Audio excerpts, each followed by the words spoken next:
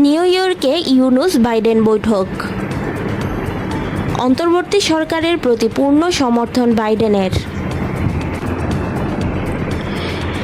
New ইয়র্কে জাতিসংঘের সদর দপ্তরে দ্বিপক্ষীয় বৈঠকের আগে বাংলাদেশের অন্তর্বর্তী সরকারের প্রধান উপদেষ্টা ডক্টর মোহাম্মদ ইউনুস ও যুক্তরাষ্ট্রের প্রেসিডেন্ট জো বাইডেন জাতিসংঘ সাধারণ পরিষদের অধিবেশনের ফাঁকে যুক্তরাষ্ট্রের প্রেসিডেন্টের সঙ্গে কোনো দেশের শীর্ষ নেতার দ্বিপক্ষীয় বৈঠকের তেমন নজির নেই।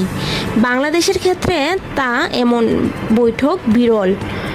আজ মঙ্গলবার সেই বিরল বৈঠকটি অনুষ্ঠিত হয়েছে নিউ ইয়র্কে জাতিসংঘের সদর দপ্তরে।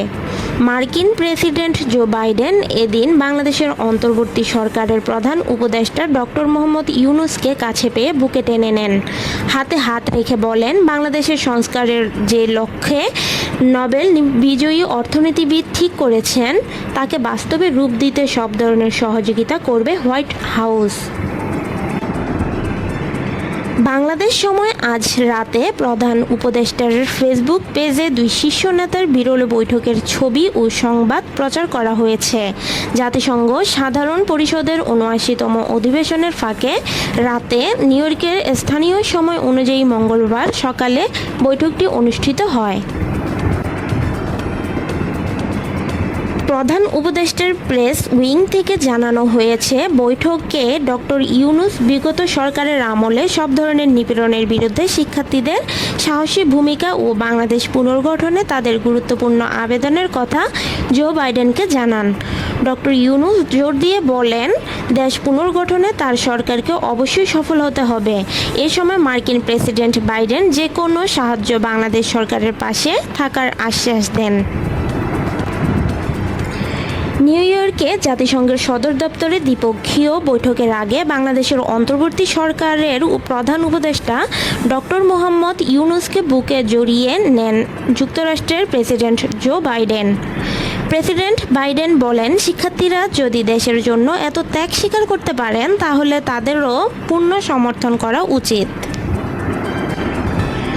বৈঠকে প্রধান উপদেষ্টা জুলাই বিপ্লব চলাকালে এবং এর পরে বাংলাদেশি শিক্ষার্থীদের আঁকা দেয়ালি চিত্রের ছবি সংবলিত দ্য আর্ট অব ট্রায়াম্ফ শীর্ষক আর্টবুক মার্কিন প্রেসিডেন্ট জো বাইডেনকে উপহার দেন।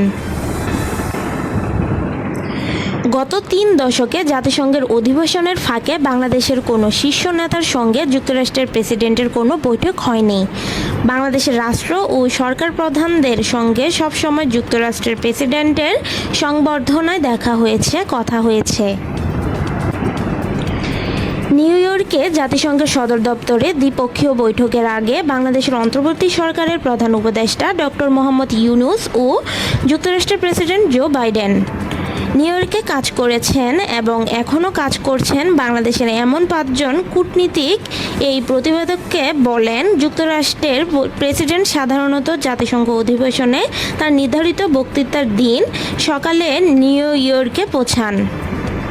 তিনি সেদিন সাধারণ পরিষদের অধিবেশনে বক্তৃতা দেন। এরপর বিকেলে জাতিসংঘের অধিবেশনে আসা রাষ্ট্র ও সরকার প্রধানদের সম্মানে সংবর্ধনার আয়োজন করেন।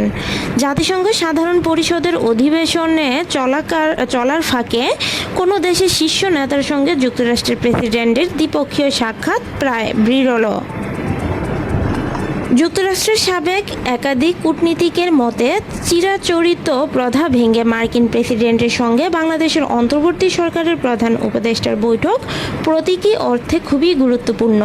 সংক্ষিপ্ত হলেও দুই নেতার বৈঠক এই বার্তাই দিচ্ছে যে হোয়াইট হাউস বাংলাদেশের বর্তমান প্রশাসনকে সর্বাত্মক সহযোগিতা করতে প্রস্তুত।